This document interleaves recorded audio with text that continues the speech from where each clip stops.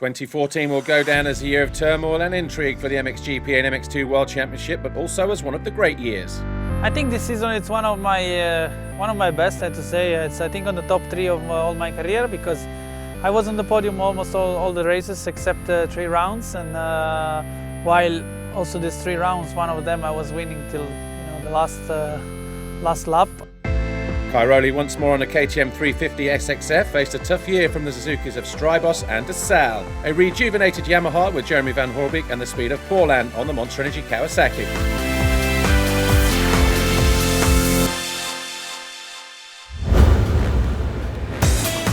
Under the lights of the desert in Qatar, it was Paulin who got off to the best start. Tangling with his teammate on the fast circuit, the lanky Frenchman took his first blood and made the most of his chances to take the overall ahead of Max Nagel and a subdued Cairoli.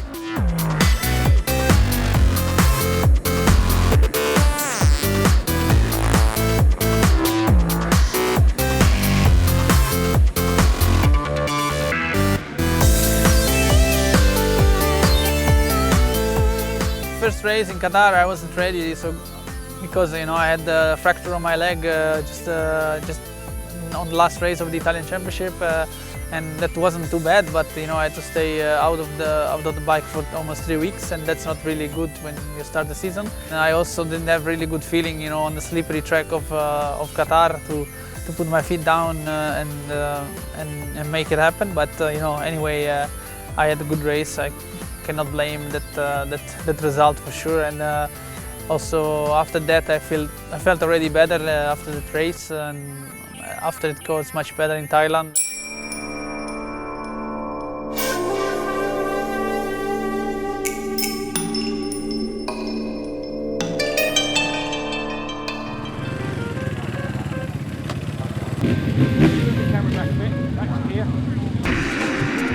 When the gate dropped for MXGP Race 2, it was Antonio Cairoli who thought he'd stole the foxhole shot, but Jeremy Van Hoorbeek took advantage as the Sicilian ran wide.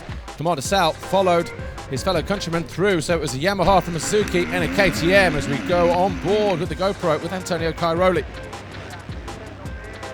The battle between the Belgians lasted all but a lap, as we see just ahead of Cairoli, Clément de Salle jumping his way past Jeremy Van Hoorbeek into the lead halfway round that first lap. Cairoli then well placed in 3rd position, going after the Yamaha factory rider, Jeremy Van Hoorbeek, number 89. Looked like Jeremy Van Hoorbeek had it under control for the first few laps of the race. Looked like he was closing in on Clément de Salle as well, but as he caught de Salle, Tony Cairoli also joined the battle, and it was a 3-way affair for the battle for the lead. Gauthier Paulin was in 4th, Kevin Strybos was in 5th, and Stephen Frossard was in 6th in the early stages of the race. Gauthier Paulin, though, needed to keep his championship aspirations alive, having lost the championship lead after Moto number 1. Couldn't afford to let Antonio Cairoli get too far ahead of him, nor Clément de Salle for that matter. Max Nagel was again having another hard charge through the field from outside of the top 10 on the opening lap, was soon on the back of the big hitters and challenging for a possible top 5 place. That was a moment that Antonio Cairoli thought he'd found a way past Jeremy Van Hoorbeek, and then another corner and he was through, and then going after number 25, Clément de Salle. That was on lap 7. Clément de Salle, though, was always keeping that gap to around about 3 or 4 seconds and keeping the Sicilian at bay. The sun was starting to drop, the track was getting more and more technical as Tony Cairoli lined up Clément de Salle, had him in his sights, as Kevin Strybos looked to fall into some kind of troubles around about the 2/3 distance. He would eventually come home in 14th place. Gauthier Paulin, though, also started to suffer 1 or 2 gremlins. He was in 4th for much of the race, but with 3 laps to go, he started to fade back as well and eventually dropped down into 9th place. Clément de Salle, though, he made a mistake. That opened the door for Tony Cairoli to storm on through with 5 laps to go. And once he was there, he pulled the hammer and started to disappear in quick fashion. So Tony Cairoli then on course for a possible double here and a repeat performance of his victory 12 months ago.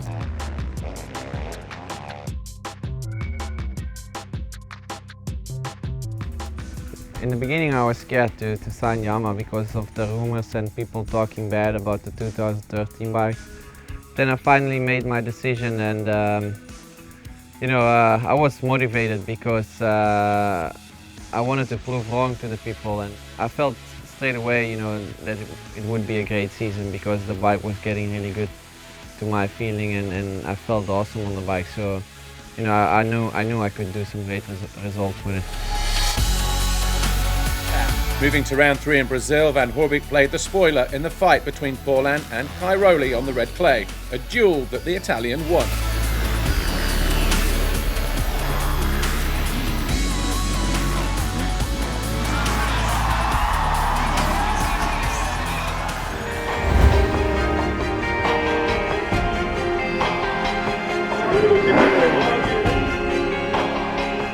MX2 race 2, the gate dropped. Down into turn 1 they charged, and it was the number 59 of Alexander Tonkov on the Wilvona Stan Husqvarna who grabbed that fox head hole shot as Jordi Tixier got caught out at turn 1 with Maxime Dupre. Dylan Ferrandis led briefly, but then threw it away at the start of lap 2, handing the advantage to 259 on the Rockstar Energy Suzuki Glenn Coldenhoff. Behind them was the 243 HRC Garibaldi Honda rider Tim Gajser from Slovenia, who was putting in his best performance since joining the MX2 ranks. Lupino was having a slightly better ride, but then a mistake left him on the deck. Whilst in 7th, he would eventually pick himself up and finish in 8th. Max Anstey, 99, on the bike at Cosworth Yamaha, found his way up the inside of 59 Tonkov on his way to 4th place. But despite the tricky conditions, the 259 of Glenn Coldenhoff was starting to turn a few heads, as he was also en route for a potential first race victory in his MX2 career. Valentin Guyot fell, but would eventually finish in 5th position. Arno Tonus didn't make a brilliant start in the second race, but eventually found himself into 2nd position, finding a way past Tim Gajser. Thomas Covington eventually went out, couldn't get the bike started whilst in 9th place, and that was his day done. But the flag fell. It was a first career victory for Glenn Coldenhoff. The first few GP was not good for me. Qatar, Thailand, Brazil, I didn't ride really well. I was really bad, and just before Arco di Trento, I tried to change something on the bike in my training and was working really good. And in the time practice, I just tried to make fastest lap, and I crashed, and I broke my bones in the hands, and was like really bad.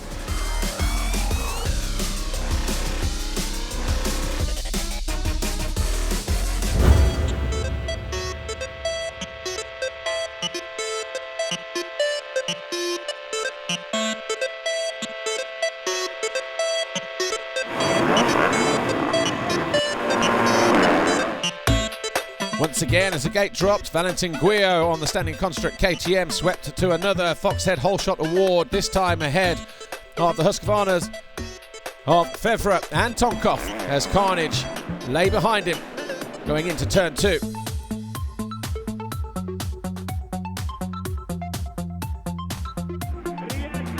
Guyot and Coldenhoff battled in the opening 2 or 3 laps, but it was Guyot who was just edging the advantage over the Dutchman on that yellow Suzuki as Paul Jonas came in at the end of the first lap.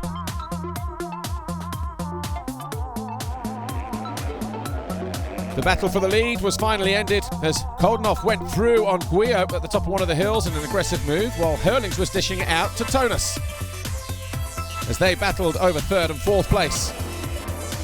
461 Roman Fevre proved a hard nut to crack. Jeffrey Hurlings powered his way in pursuit of Glenn Coldenhoff, who was at that stage the race leader. The battle, though, was relentless between Hurlings and Tonus. Hurlings eventually finding a way through. Tonus found his way into 3rd place and was trying to master the hard, slick conditions. Glenn Coldenhoff on the Rockstar Energy Suzuki, though, normally favouring the sandy conditions, looked more at home than anybody in race 2 on the hard slick surface of Arco di Trento, and was looking to pick up win number 2 in this 2014 season. The flag eventually fell to Glenn Coldenhoff. It was win number 2 in the bag for him. Hurlings was second, Tonus was third, Guillot was fourth, and your overall Grand Prix was Jeffrey Hurlings, Arno Tonus and Glenn Coldenhoff. I tried to ride in Bulgaria and I put the injection and was rocking really good because I did the first podium of my of the 2014 season, and from this moment start some really good results since till the end.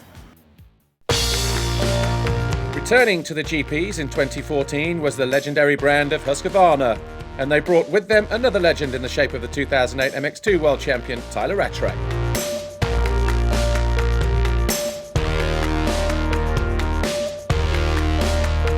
Yeah, it's great to be back. You know, I've met a lot of great people when I was over here racing, and coming back, it was always a goal of mine to come back here and try win an MX1 championship. You know, I'm happy with the decision I made. I think the 350 is a great bike. It's got more than enough power. And, you know, obviously at some tracks, like maybe this weekend in Bulgaria, we'll be at a little bit of a disadvantage with the hills and maybe a little bit muddy.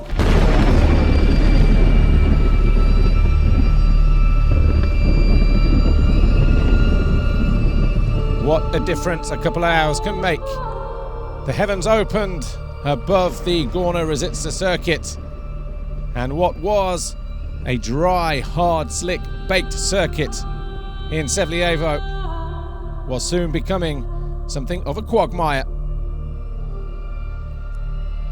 Nervous looks on the faces of the riders of MXGP as they prepared for race 2.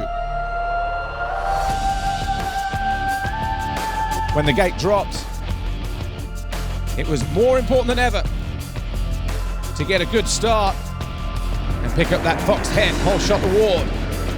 Once again, Antonio Cairoli on the Red Bull KTM was across the stripe first, more than a bike length clear of Max Nagel, Clément de Sal, Jeremy Van Hoorbeek and Gauthier Paulin. Riders falling by the wayside included the 183 of Stephen Frossard on the Monster Energy Kawasaki. And as Cairoli disappeared at the front, Van Hoorbeek found a way past de Sal to move into second. Gauthier Paulin, number 21, put in a spirited effort in the early stages whilst in fourth place, but was never really on pace with Antonio Cairoli, Jeremy Van Hoorbeek and Clément de Sal, who soon started to lose ground. Sean Simpson got into the rear wheel of Max Nagel, and then 2 corners later, both riders fell out of 6th and 7th place. Mattis Caro also fell in the closing stages of the race, and he would be disappointed to finish in 17th. Cairoli, Van Hoorbeek and de Sal, they were making it look pretty easy at the head of the field, despite the difficult conditions. Kevin Strybos, number 22, was good enough for 5th in the second moto. But for Tony Cairoli, who had yet to win here in the big class at Sevlievo, finally crossed the line to win the second race and take the overall Grand Prix victory. I managed to train as good as I can between the race and also have some good result to the race, enjoy riding, enjoy training. No, it starts really, you know, and it's all the time after the 4, 5, 6 race that we see how it's going, and I think now it's good to be consistent till the end and win as much as I can.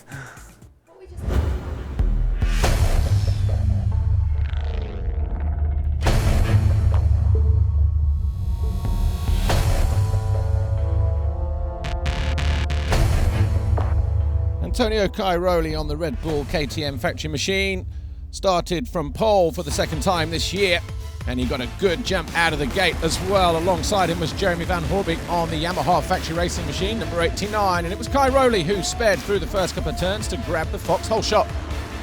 Behind him was the 21 of Gauthier Paulin on the Monster Energy Kawasaki.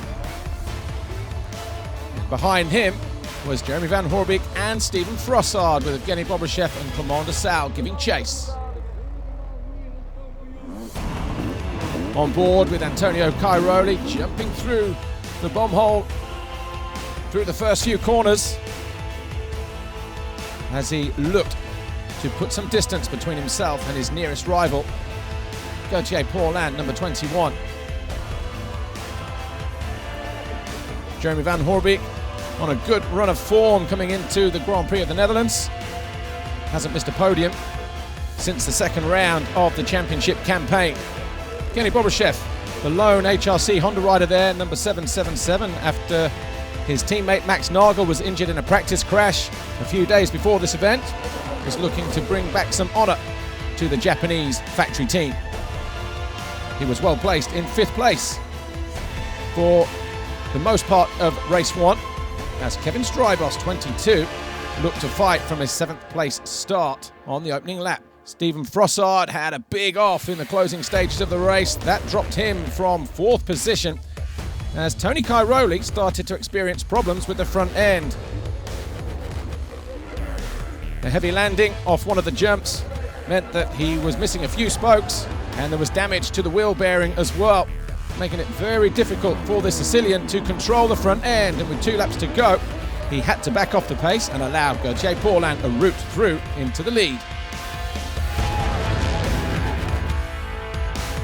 So the number 21 Kawasaki rider, he was through, and it wasn't long before Jeremy Van Hoorbeek followed through as well into 2nd, pushing Cairoli back into 3rd. As for Paulin, 25 points, lay in wait just around the corner. Final lap, Gauthier Paulin then rounding out the final corner to take the checkered flag, and a victory in moto number 1. Van Hoorbeek was 2nd. Xavier Bourgler was unlucky not to finish, and there's more to him than meets the eye. An advantage that lasted less than a lap of race 2.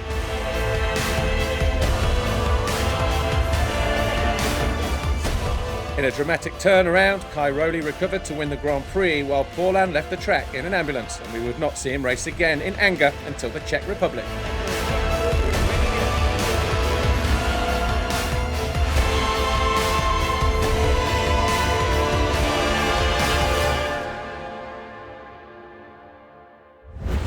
Round 6 took us back into the bullring of Spain.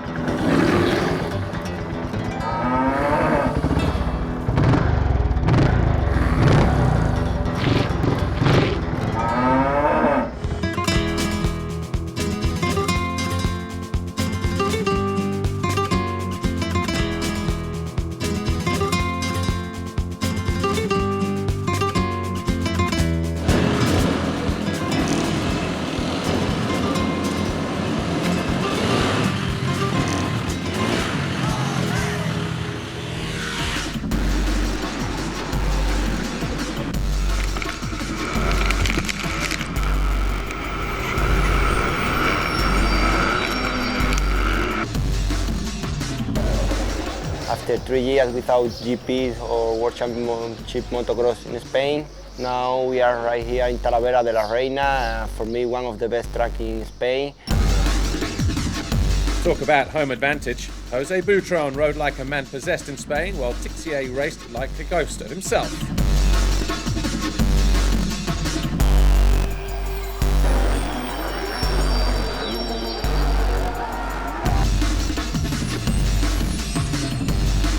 Butron held off all comers and even booted Fevre off on the last lap for good measure, but he couldn't hold off Jeffrey Hurlings.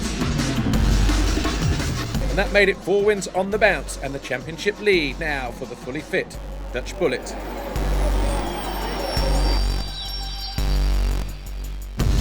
While in MXGP, De Salle took win number 2 and closed the points gap on Cairoli, who could only manage 4th. Cairoli bounced back to win in Matterley Basin, but someone was missing from the fight. Gauthier Paulin, who was still out injured.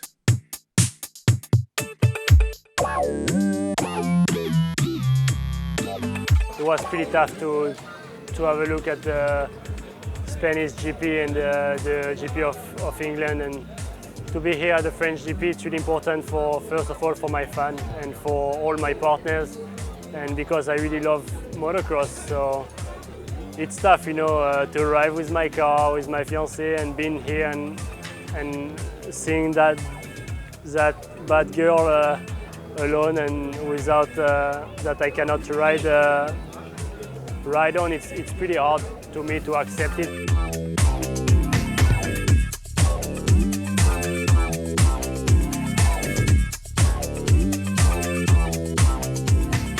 Nevertheless, the typically insane French fans at Saint-Jean-d'Angely got one of the races of the year as De Salle got inside the mind of Cairoli.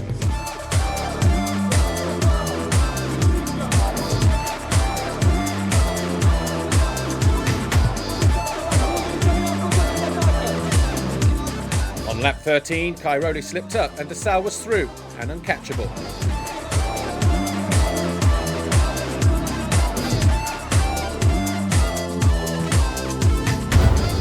And it was more of the same in race 2, Cairoli leading from De Salle. And once more a crash for the Sicilian. This time though it was De Salle and Van Hoorbeek that got past him, and that's the way it would stay to the flag as De Salle closed the gap to 20 points in the chase for the World Championship crown.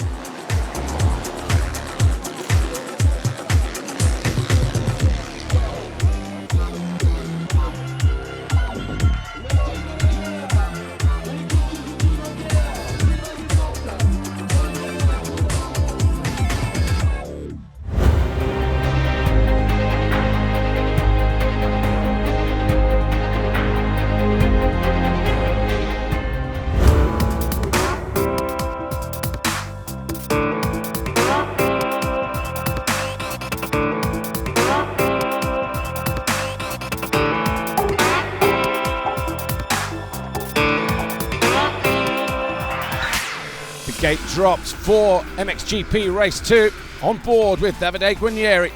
Tony Cairoli once again hung off the back of his KTM, grabbed the foxhole shot.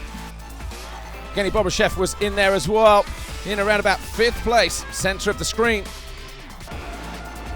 Watch here though, in turn 3, a little bit of argy-bargy involving Clément De Salle and Evgeny Bobryshev, and we can see why.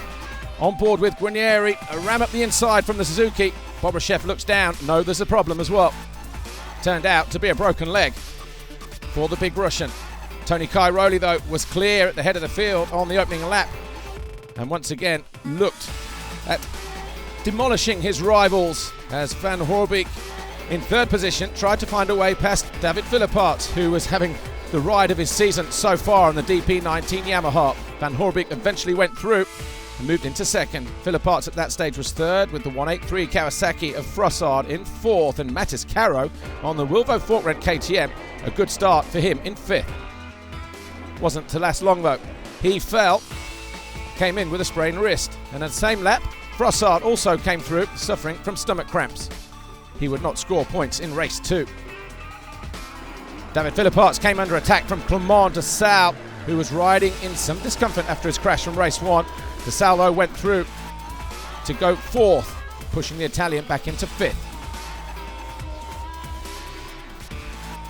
Tony Cairoli denied the chance of winning the overall last year, had to settle for 3rd in that particular Grand Prix, was looking odds on as the race went on to secure a double moto win on this iconic circuit. He went on to take the checkered flag from Jeremy Van Hoorbeek. Strybos was 3rd, De Salle and Philippaerts rounded out the top 5, but what a great day and a memorable Grand Prix victory for Tony Cairoli. As one challenger started to slip, so another re-emerged as Nagel returned from injury at his home race, fired up to do some damage.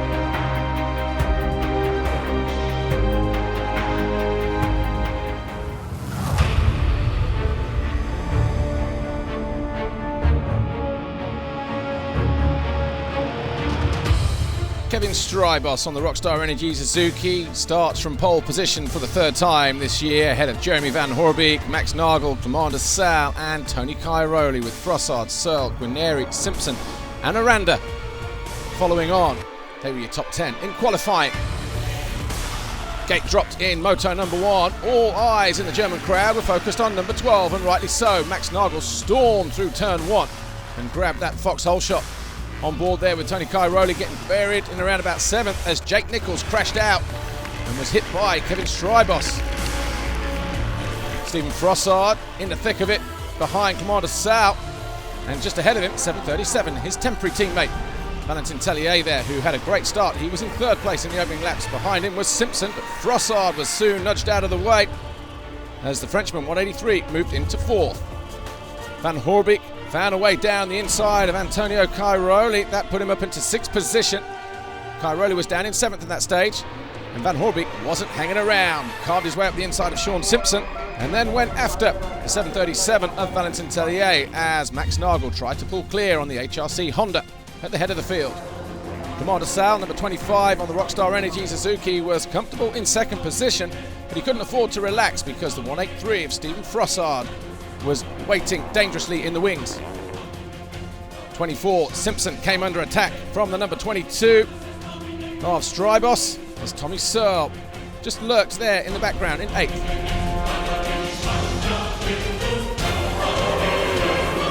Max Nagel, though, be a fairy tale ride if he could pull off a win in Moto number 1.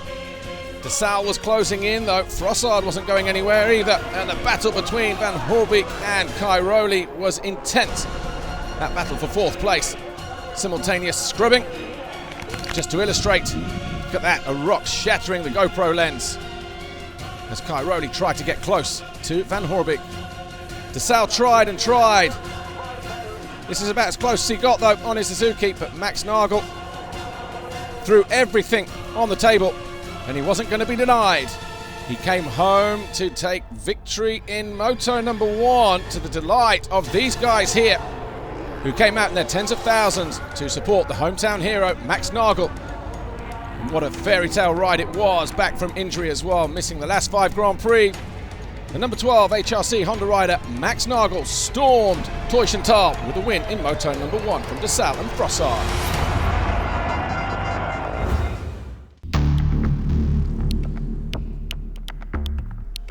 Well, in the fight for the championship in MXGP, Tony Cairoli winning Moto number 1 and De Salle finishing 4th in that first race. The gap had gone out from 25 points from the start of the weekend to 32, so De Salle knew at the start of race 2 it was now or never. The business end of the season, and a good start would be needed for the Rockstar Energy Suzuki rider if he were to keep his World Championship title hopes alive in 2014. Good start from Frossard and Simpson.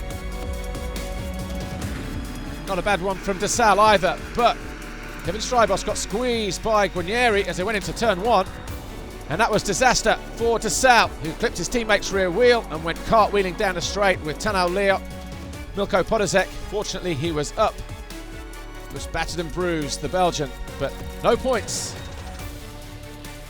And a disastrous blow for his World Championship campaign. Cairoli was away at the front, being chased down by Van Hoorbeek in second. As Guarnieri on the Ritchie Racing TM number 39 started well in third. Max Nagel, a better start for him in fourth on the HRC Honda number 12, and then Strybos and Tommy Searle following on close behind. Max Nagel eventually found a way into third with this pass on Davide Guarnieri, and that's where the diminutive German would stay, as eventually number 22 Kevin Strybos found a way past Guarnieri. Tommy Searle forceful in his quest to find a way through. Tommy Searle then moving up into 5th place.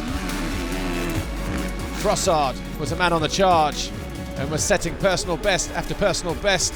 He found a way around the outside of Tommy Searle. That moved him up into 5th place. As Tony Cairoli was riding roughshod on that KTM. Frossard just set the fastest lap of the race, and then the next lap was down and out through the barriers. Eventually he picked himself up, but it was an expensive mistake for the Frenchman, eventually coming home in 9th. Cairoli, though, a double race winner here in Sweden. Van Hoorbeek was 2nd, Nagel 3rd, Strybos 4th, Tommy Searle was 5th. And Cairoli pulling clear once again in the fight for the MXGP World Championship.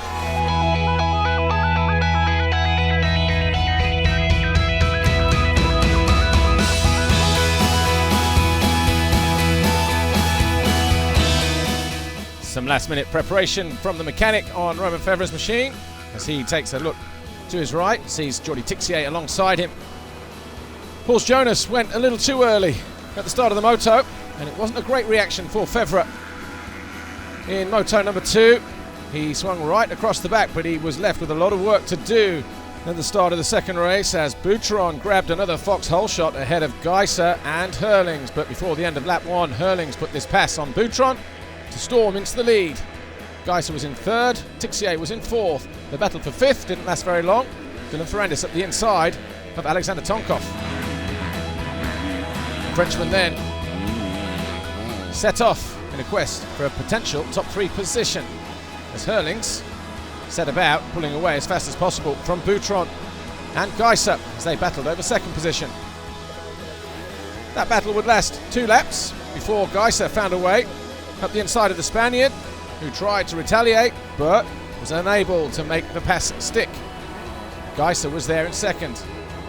Boutron then retook Tixier, who retaliated 3 or 4 corners later, and that was Tixier up into 3rd as Petr Petrov, suffering with poor starts all weekend, climbing up from 15th position on his charge to an eventual 6th place.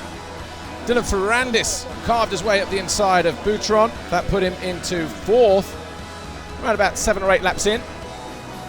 He then went after Tim Geiser as a rider fell, split the 2 riders.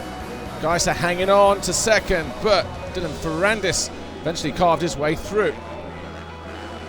Jeffrey Herlings was invincible here in the deep sand of Finland.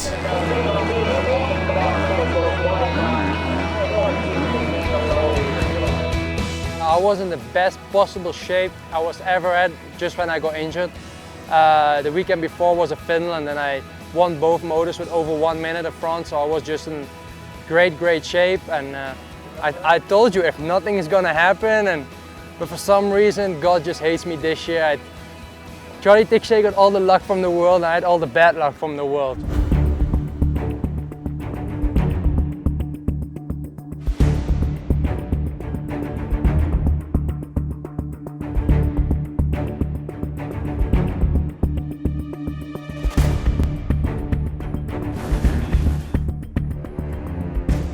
It was a great reaction from Jordi Tixier. Off for the start in MX2 race 1. But going down into the first corner, Jose Boutron thought he'd got it, but it was actually Valentin Guyot who got the Fox hole shot. Going into the bottom end of the circuit, Dylan Ferrandis' race was all but done and dusted as Sever Brulyakov on the JTEC Honda landed in the back wheel of the Kawasaki, and his chance of a world title was over. Towards the end of the lap though, Boutron and Guyot were in the mix, so too was Jordi Tixier as they battled over the lead. Tixier made a move and was through, going up the hill on the far side of the circuit, leaving Boutron, Guyot, Geiser and Fevre all battling over 2nd. On board with Roman Fevre dropping down the hill behind Geiser. That was a battle for 4th place as Tixier on the 911 Red Bull KTM tried to pull away at the head of the field. Fevre found a way past Geiser. That moved him up into 4th place. Then he went after Guyot, and that move there put him into 3rd. So the Husqvarna rider on a charge, but then look at this, how close that was. Lieber going down, and Charlier, oh, how he missed him, we'll never know, but Charlier on the charge eventually got himself up into 7th position as Dylan Ferrandis, well, after that first lap crash, he was out again, came in for running repairs, and the Frenchman eventually came home in 21st. No points on the board for the Frenchman. Fevre was in 2nd, Guyot was 3rd. Geiser got himself up into 4th with that pass on Jose Boutron on the Honda Garibaldi machine. But Boutron continued to push on, eventually came home in 5th as Charlier went after Jeremy Seewer for 6th place. Ferrandis, well, all he could do was try and get his head down and do the best he could as Tixier started to open up a commanding lead at the head of the field. Roman Fevre, Valentin Guyot battled over 2nd position. Geiser was never too far away either in that 4th place. And it really was a test of mettle from all of these guys here, but the one that picked up the victory was Jordi Tixier's first ever in MX2. I just give my best. I win the first GP in Locket, the track I really don't like. I hate that track, and I win my first GP on that track. So it was really good moment for me. wasn't just a momentous day in MX2. Not to be outdone, the MXGP boys put on one of the best races of the season on the slick Czech soil.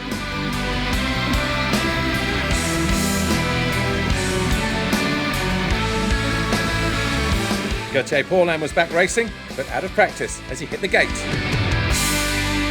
At the front, Strybos, Kai Rowley and Van Horbig slugged it out for the overall. It's one of the favorite soils, not the track especially, but the soil is one of my favorites. It's slippery, it's slick, getting rough, many bumps. And you know, I was motivated. I knew I liked it there.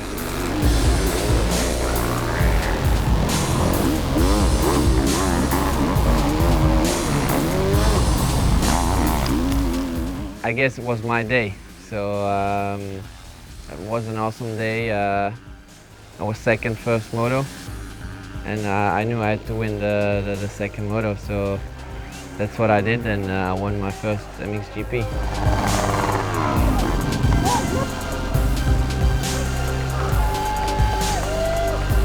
Jeremy, I think, surprised a lot of people. He's being very fast and consistent, so that's not a thing that you see a lot in riders. You know? That win for Yamaha was a precursor to some real drama for the mark 1 round later in Lommel.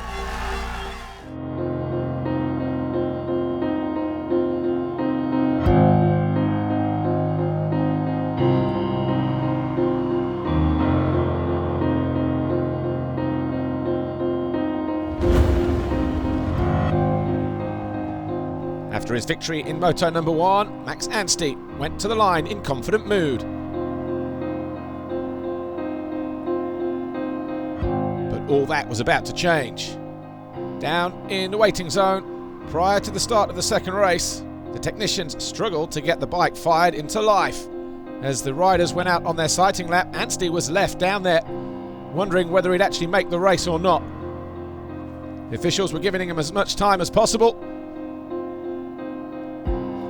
As Anstey looked around nervously, wondering whether a possible Grand Prix victory was about to pass him by. Eventually, Jordan fired up the Yamaha and saved the day.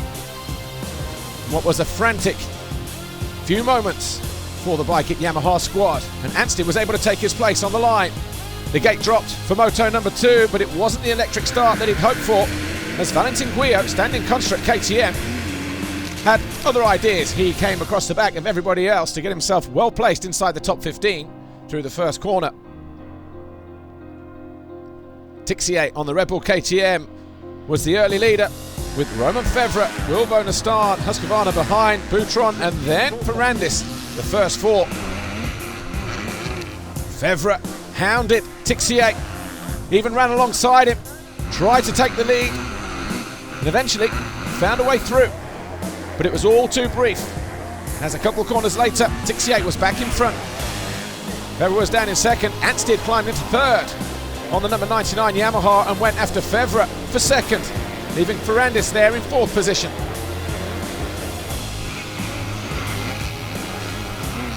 That was Anstey going up the inside of Fevre. And then Anstey went after Tixier, and the battle was on for the lead until Anstey threw it away. He was able to keep the engine running, rejoin the race, and keep hold of that second position. Fevre and Ferrandis battled it out. Ferrandis making a move at the inside, even without goggles, into third with 4 laps to go. Fevre had to settle for 4th, Boutron 5th, Tim Geiser 6th, but it was another win for Jordi Tixier and Red Bull KTM. But that victory wasn't enough to claim the overall Grand Prix.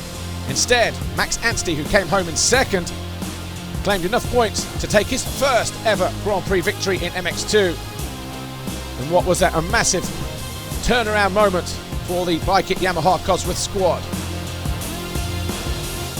While Lommel was kind to one Yamaha man, it effectively ended the championship challenge of another in MXGP. I've learned a lot about Lommel again, a mistake I made again, but it makes me smarter for 2015, sure. So I'm happy they happen, but not in a bad way, you know. And if you see what I'm doing, I think still more to come of #89.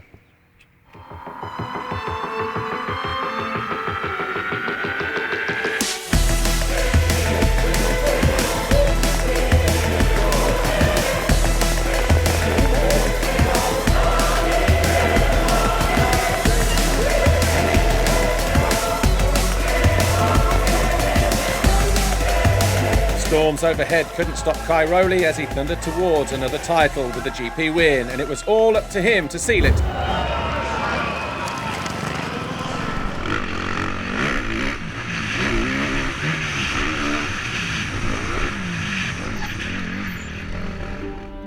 Jeremy Van Hoorbeek, coming into Brazil, was 81 points behind Tony Kai Rowley and crashed out of qualifying on Saturday.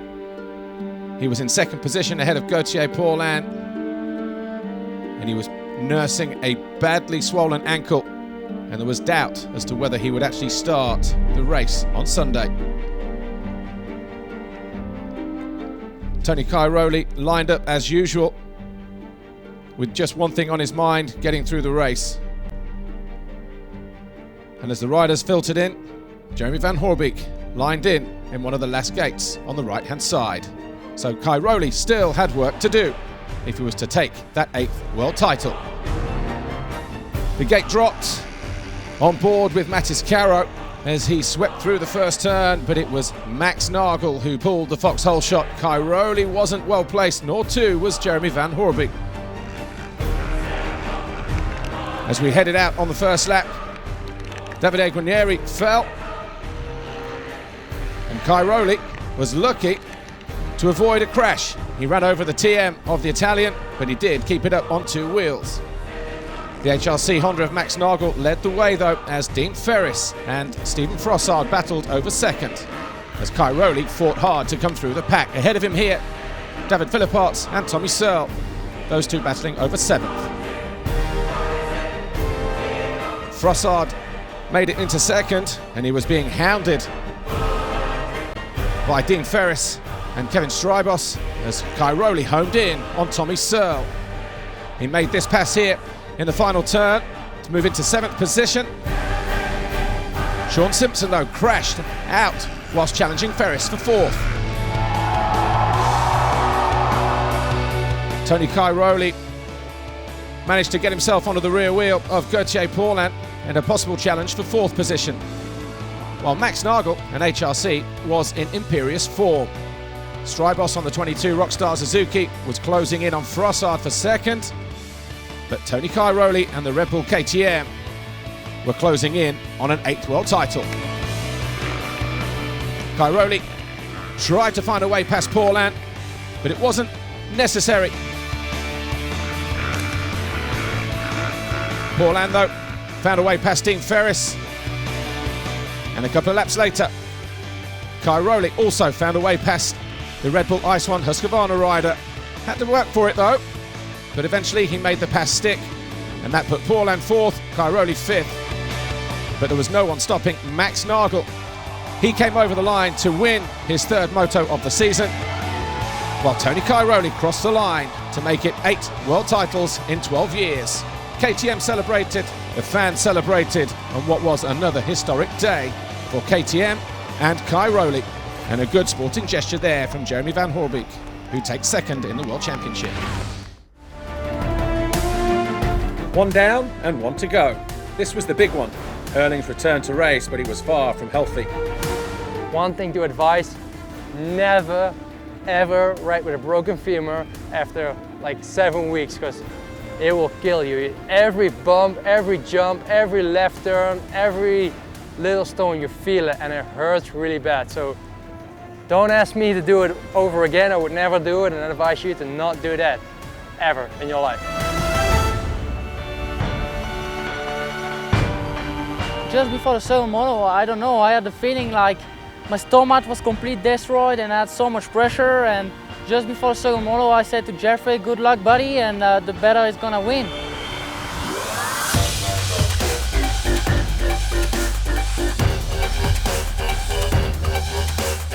When I feel Tonkov just land on my back, I say, now it's finished, the championship is over.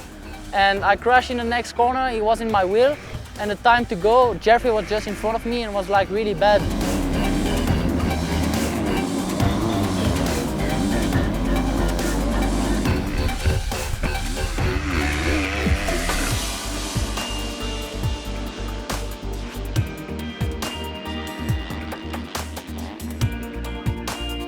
When my mechanic put, you are 4 and you have to pass 3, I say, okay, I just give all, I don't care if I crash, my feet was out of the feet pegs, but I just give all. I passed Lieber and I was in the 3rd place.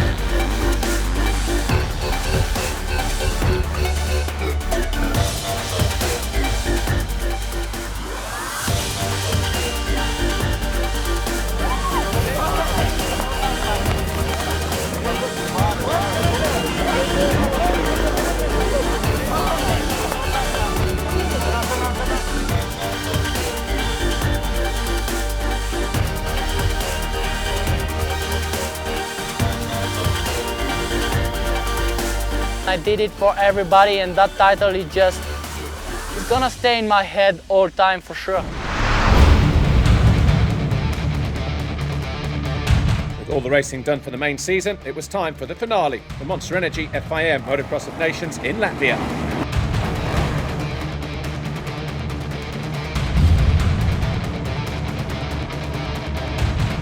Team France were in epic form, led by Gauthier Paulin in MXGP, who won the opening race in style. Tony Cairoli tried to lead Team Italy to the podium by racing at 250, but his day ended with a big crash that left him hobbling. The USA hit the deck more than once, and Ryan Dungey's 2nd place in MXoN was their high point. Paulin's win set the balls in motion for the French.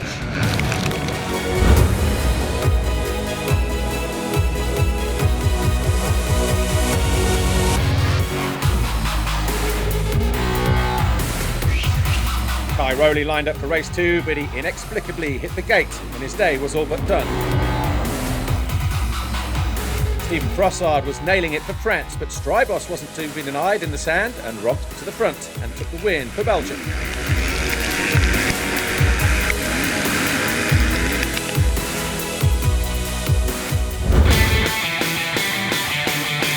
Coming into the final race, 4 teams stood a chance of lifting the Chamberlain Trophy. France, Great Britain, Belgium and USA. France leading the way on 21 points.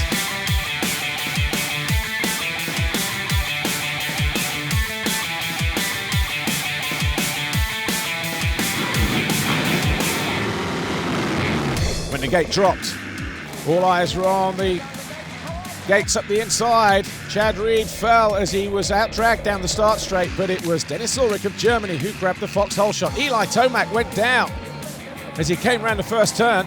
Chad Reed on the deck.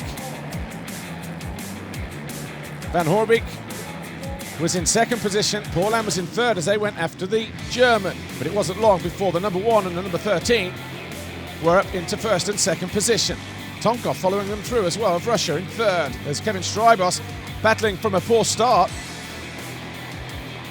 was finding it tough coming through traffic, just like Eli Tomac. Matt Moss, the 2nd of the Australians, went down. So too did Kevin Strybos, and he would remount in 29th place.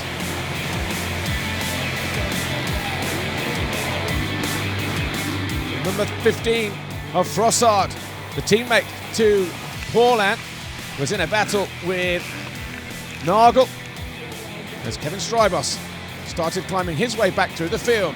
Wasn't long though before Gauthier Paulin dived down the inside of number 1, Jeremy Van Hoorbeek, to lead once again for France. Strybos made this pass on Ryan Dungey as he charged through. That put the Belgian up into 20th place. Philip Bengtsson had this big crash from 8th, and that was game over for the Swede. After what had been a good start to the campaign, Nagel also went out, and he fell from 4th position, would eventually get back to 12th. But the man on a mission was the number 6 of Eli Tomac, carving his way through the field. He eventually caught the number 18 of Wilson. That put him up into 6th position, but it wasn't for the lack of trying for Wilson to try and keep the American at bay. Carved down the inside of Frossard as well. Eventually got himself up past the number 22 as 16, Sean Simpson, went out with a broken chain. They were still on the podium at this point of the race though, but suddenly from out of nowhere, Ryan Dungey, the American, number 4, started putting in a series of passes. This one here on Matis Caro of Latvia. Eventually Dungey got himself up into 11th. A last-ditch effort from Wilson got him up into 5th place, but it was Paulin who won the race. It was Team France who won the Nations Trophy. They won on 17 points. Belgium was 2nd and the USA were 3rd.